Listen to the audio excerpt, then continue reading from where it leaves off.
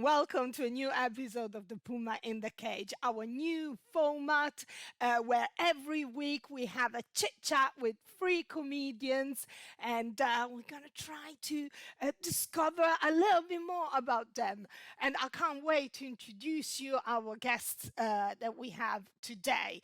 But you stay with us, send us your like, your hearts, your smiles, comment, you're part of the show. You're with us. But let's start with what I found this week. In this unprecedented time, many shows have been cancelled, as you know, and one of those is the Eurovision Song Contest. Oh my God, I'm missing it. I love the Eurovision, though, that tacky style, so I love it. And you know, there is also a kid version, and I think we found a winner for the kid version. Have a look. I wonder what's inside your butthole. I wonder what's inside your butthole.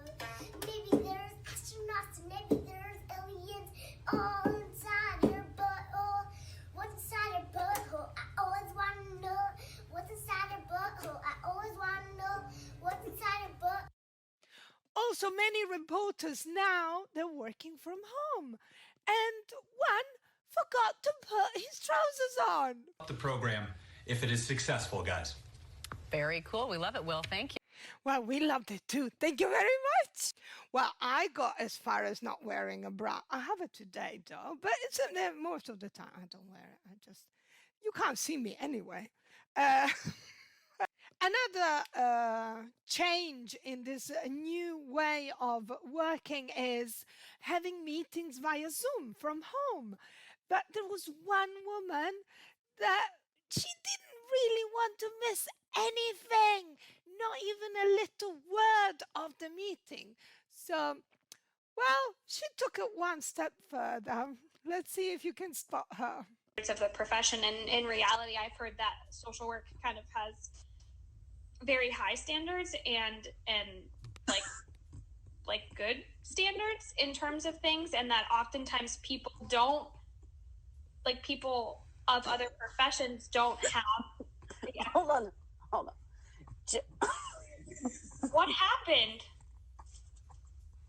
I saw nothing.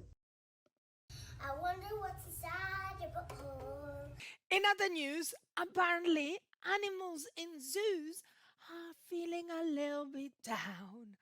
So technology came and helped, and zookeepers decided to help those animals with meetings on Zoom with visitors. Let's have a look.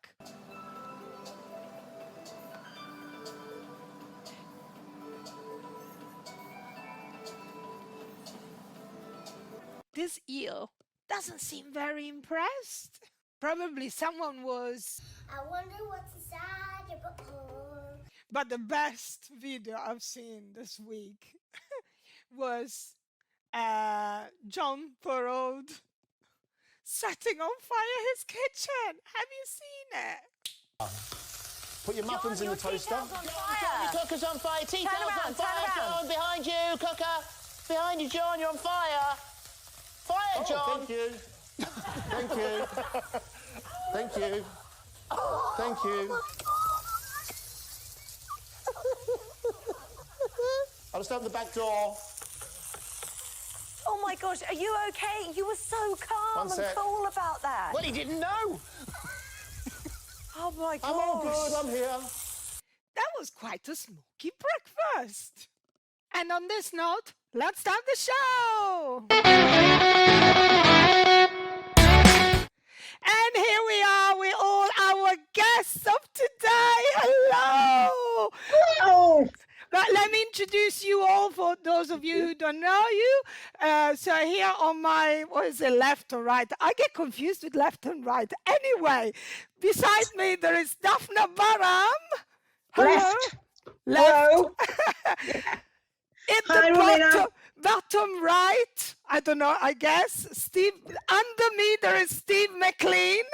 All right. All right, all right. And then, last but not least, Matt Roper. Hi. Here with us from New York. Woo! International. International indeed. Very international, yeah. Yeah. We are very, very international. So how are you doing, guys? I haven't seen, well, the only one I've seen very recently is Steve, which is about 1 year ago, I guess, more or less. Yeah, that you emceed the Puma when we start all over again. And then Matt, I've seen you in November 2016 when I came to New York. Well, that's a long time ago. I didn't think it was that long ago, but it is, eh? Yeah, it is. It's a long time ago, and I love. I have to say this, Matt. I can't not say this. When all this is over and you go to New York, you have to go to the Slippers room and see Matt Robert. It's brilliant. The best night I've ever seen. What was so special is I remember you, I met you and brought you to the Slipper Room, which is like, it's a burlesque joint, you know, it's a variety theatre and burlesque club in the Lower East Side, which is, I don't know if any of you know the Lower East Side, but it's a very kind of like, it's a cool little like low, it's 2 o'clock here and I've not long woken up actually. I'm like awake all night and asleep most of the day. Anyway, she'd been up the Empire State Building and the Rockefeller Center and she wasn't impressed at all. And I took her to the rooftop with the Slipper Room and it's only 4 floors up and she was screaming and shouting off the edge of the wall saying, wow, this is what I wanted. This is what I wanted to see. All my trippings. It's like that Led Zeppelin album cover. It's the real New York neighborhood. It's not I remember it. It's brilliant. Yeah, this is what makes you feel. I remember having some breakfast there at 4 o'clock in the morning because I was jet lagged. Has everyone visited Matt in New York apart from me? Oh, no. No, Matt, Fuck you all. Last time I was in New York was October 2001. And as none of you is too young to remember, it was a weird time to be there. It was. I didn't know Matt then. Yeah. No, yeah. But Steve, you're welcome anytime when all this Cheers, is over. man. I'm on my way. We should do a collective trip all together. Sure. Let's go to New York. Yeah, we should invade. I'm not going whilst that man's in charge. I'm not going whilst that man's in charge. I'll be there in January if all's good. And you know, actually, nice. When I was there, in that time, November 2016, it was when he got elected. Oh, sure. It was exactly that time, yeah. I remember going to sleep and then in the morning on the hotel on the telly was saying, yeah, Trump is president. That was, oh, for God's sake. Hang on, we're alienating 50% of your viewers here, but you know, fuck them. Who cares? I don't think they're within your viewers, really, but yeah. No, we have 10 people following us, so not bad. Oh, wow. Hi, 10 people. Hello. Time. That's it. Hello, everyone. I'm waiting. So it is just like one of my comedy gigs. Well, in a way, we've all had less. It's more than an Edinburgh audience. Yeah. We're Double already figures, guys. winning, and we are not wasting all the money that we're wasting when we do. So look at the bright side in a way. But guys, I wanted to ask you something that I ask to all my my guests on the Puma in the Cage. Yeah. Is there anything that you do now that you never done before during this lockdown? Is there anything that you start doing now that you never done before, Daphna? Yeah, I have a daily ritual that I had to cut short today in order to be here. And you have 3 very angry little Israeli children that was left behind. Every night at 6 o'clock London time, 8 o'clock Jerusalem time, I read a bedtime story for my 2 nephews and my niece, aged between 8 and 13. And they love it. This is the 2nd book that we're reading already. It's called The Polar Bear Traveler's Club or something like that. It's in Hebrew, so I can't quite. And it's a British book, and they love it. So I would pretend that I do it for them, but actually I enjoy it more than them. I keep being scared that they might not want to hear it anymore, and that maybe they'll be fed up with me. So I'm very tense every night before 8, but so far it's been very exciting, and we're doing it every night. Nice. Have you seen, there is that, what's the name of that actor who's very hot and is in Peaky Blinders, and he also reads bedtime story. And Does he? Yeah, what's his name? I can't remember.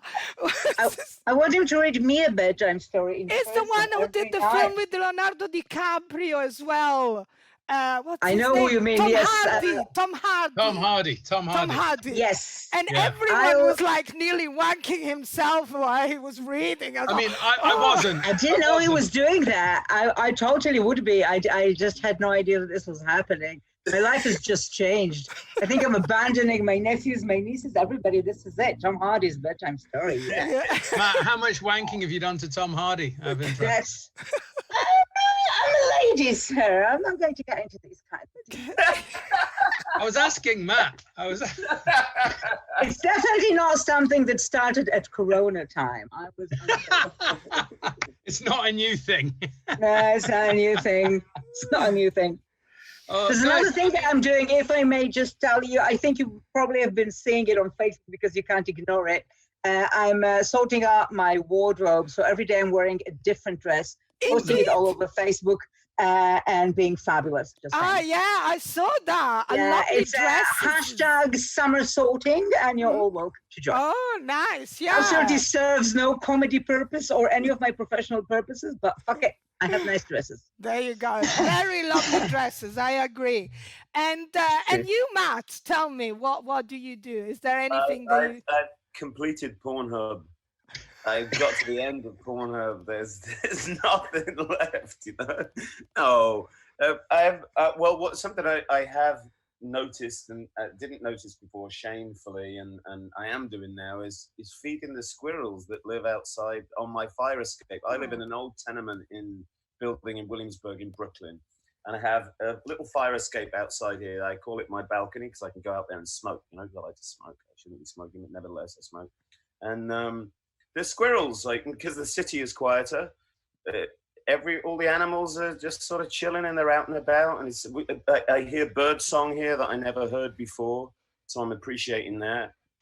And when I do my shop, I buy a big fucking bag of peanuts, roasted peanuts in their shells, and I feed the squirrels. It's quite nice, actually. It's quite grounded. Nice. Yeah. You know what I have? I have a family of foxes that they walk Really? past. There was a tiny little fluffy fox. It was so cute. And I have a little fence like this just to separate my garden from my neighbor garden. But it's literally 20 centimeters.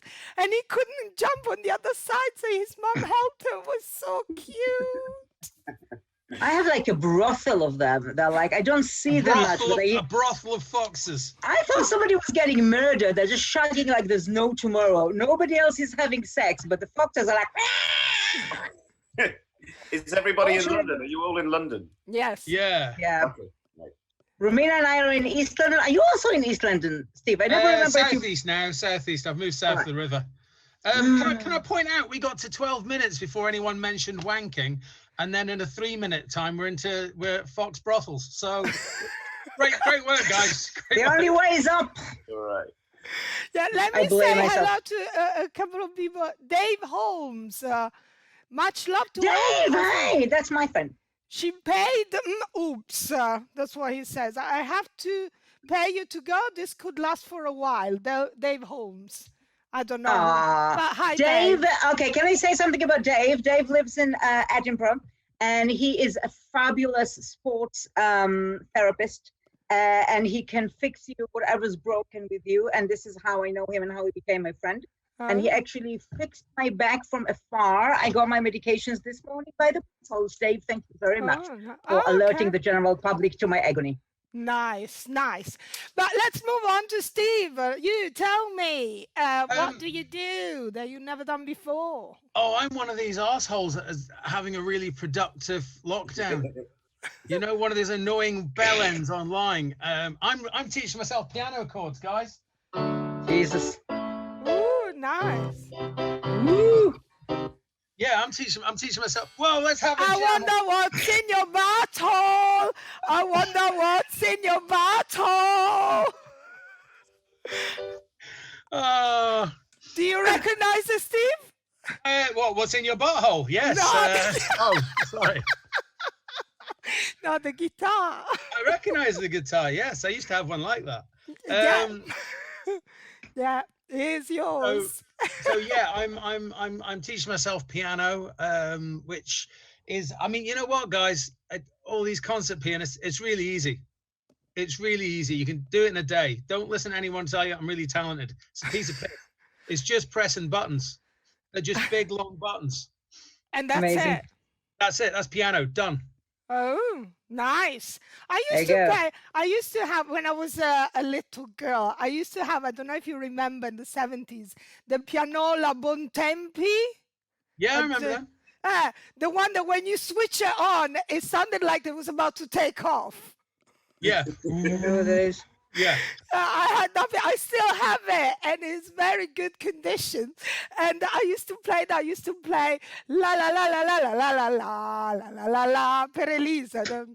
That was my forte at that time. Now I can't play anymore. But yeah, I used to do that. So yeah. So no, what I do, yeah, whatever. What have you done that's new? What have What are you I doing? done? Well, what I do, I do dance routines. I've there seen are- you post up videos. I do, yeah, because I'm trying to lose weight and keep fit at the same time. But I get bored with all the, fitness stuff. I get really bored, and I love dancing. So there are a few professionals from Strictly Come Dancing that they do tutorials in the morning, and they do every day. They do a different routine. So every morning I do a different routine, and then I post it. But a couple of last week or 2 weeks ago, I fell over. Oh my God. and no. now I have like a very bruised foot, but I can still dance. It doesn't hurt. It's just purple. When you're dancing, Steve's making music. You two are being very productive compared to me. I mean, I'm really not doing much at all. Just the A lot of Pornhub. reading and some writing. And... But I'm that doing is fuck good. all. I haven't been writing anything. I was writing 2 shows, and now I'm writing none. Oh, yeah. Has anyone started next year's show yet? Matt, have you started? Oh, no. No. Daphna. I have a title. I have nice pictures. I've great, like, I don't know if you've seen on the ad to this show, my picture wearing a Flintstones kind of dress and having a selfie stick made out of a bone of a dinosaur. That's my show, a Stone Age Millennial, and Okay. that's all it's got, basically, except from the notion that I am, in fact, the first millennial, just turned 50. I'm the Lucy of millennials, like the first millennial ever lived. I mean, I don't look at me like that, Matt. I don't have a proper job. That's basically. I wasn't looking at you like I like the idea that millennials can trace their ancestry back to you. Exactly. This is me. Yes. I'm the mother of all millennials. This is my mother's also disappointed. Everybody's worried about me. Nobody's going to know what I'm going to be when I grow up. I don't have sex, not on principle, but hey, I'm getting there. Yeah, stuff. So that's basically, I was supposed to write 50 minutes of stuff about this notion, and about a minute is done. So there you go. But we have another You've got a title. And it's cooking, Daphna. It's cooking. It's always cooking, right? I mean, why does it need to cook now? There's nothing. But when's the next festival that is feasibly going to happen? They moved the Brighton festival that was supposed to be in May has now moved, like in theory, to October. We've got time. Yeah, but I don't think that'll wonder. happen. Yeah, I wonder I if wonder. if something is gonna happen actually this year. I doubted the pubs and bars and places where you can perform are gonna open this year. I doubt it. Fuck We have to perform do it places we can have a online. pint. That's what we're gonna do. Right. You're so unusual, Daphna, for an Israeli. You like to drink. You're the only Israeli I know who I can really get drunk with. 18 years, and I've got my British passport now. Why do you think they gave it to me? I had a drinking test before. I had to answer. I don't know if you remember the show that I did about the life in the UK test. The most important question was, you spill a stranger's pint at the pub, what happens next? And you need to describe exactly how they're going to knife you. So basically, I've passed. I've done it. I've got it. I've been a British citizen since December 2016. Okay, congratulations. I've learned, yeah. And My I've mom been thinks it's a holiday. and I've been British since I think November 2017, something like October or November All right. 2017. Yeah, It's you're interesting because a lot of us are looking for a way out now. I know. You know what I mean? I've been British. Romina is the only one lucky enough to also be European. I only came here to become European, and now I'm not a fucking European. The moment I got my European passport, they snatched it away just like that. This is it. I mean, I would love to. I mean, I suppose we're not supposed to talk about these things online, but I'd love to marry an American so that I can get the citizenship, so I don't keep having to apply for visas, and they can get a British passport. But now we're no longer in the EU. You know, it's no longer an It's not such a catch. Yeah, yeah. Hey, I've got a passport here. It gets you into one country. Corona land. Yeah. I mean, we only have 32,000 people died so far. We're good. What has Two if been you really count Gibraltar. What's been really nice for me to see from afar has been the NHS. I'm so proud of the NHS, you know, the way everyone's come together, like it's to support the NHS. I know we still got divisions with Brexit and everything, but seeing this side of the British character that comes together and wants to look after each other, you know, everybody volunteering. That obviously there's no national health system here. Yeah, it's really nice to see. Yeah. We'd like to see our government supporting the NHS. That's the point of it. We don't. Yeah, I mean, it's a few more £1,000 would have been better than us cheering for it. That's well, yeah. There's a really worrying narrative of the mentality of raising money for the NHS like an NHS as a charity. Every single time the government say "well done" to a group of people for raising money at the NHS, they're essentially admitting we didn't fund it right. And that's the mentality we have to think about. Not that the NHS needs money. It's why aren't you doing this right? Why do we have to do it? You know, we already do it. God, this got serious, guys. Yeah, and on this note, let's go to the next question, guys. That's my fault. I'm sorry. No, no, that's how it goes. I want to ask you this because I have a recurring dream since lockdown. Do you have a recurring dream? Steve?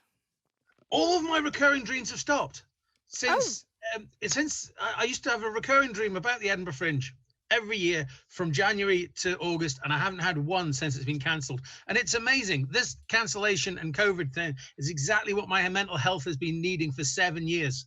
So, you know, I'm kind of secretly kind of glad I'm losing $4,000. Oh God, I feel like I'm saving. And you, Matt?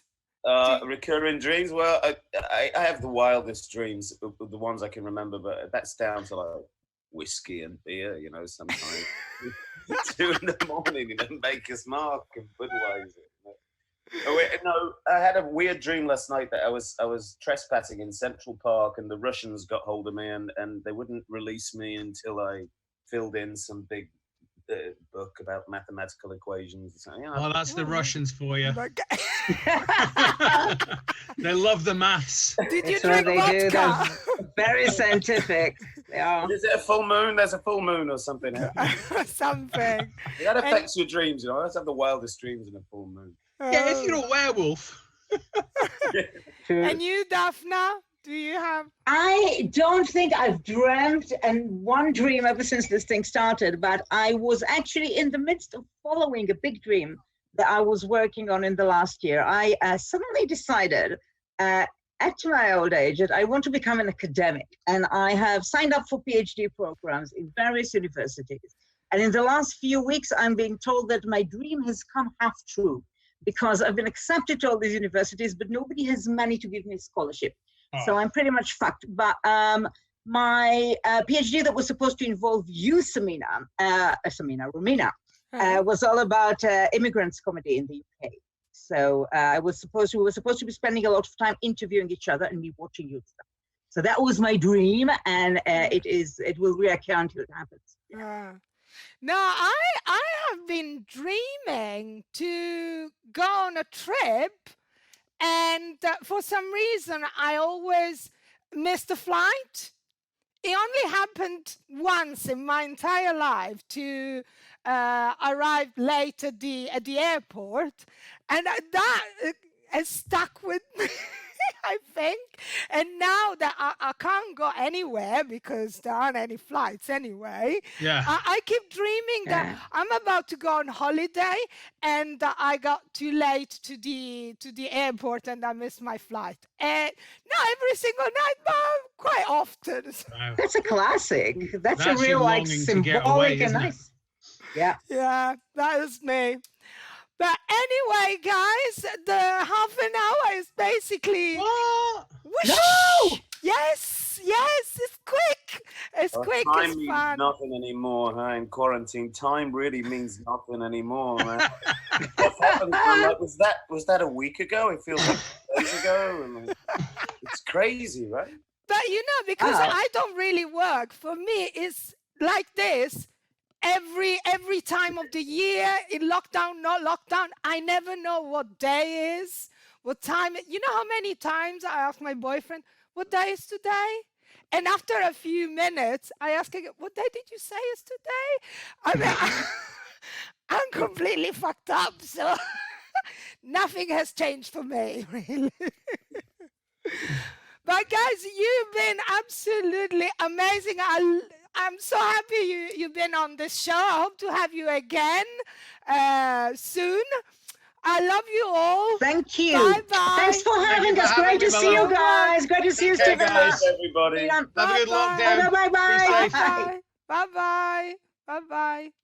So that was the end of the show. Next week, we're going to have Stella Graham and Philip Kostelecki and someone else who I don't know yet.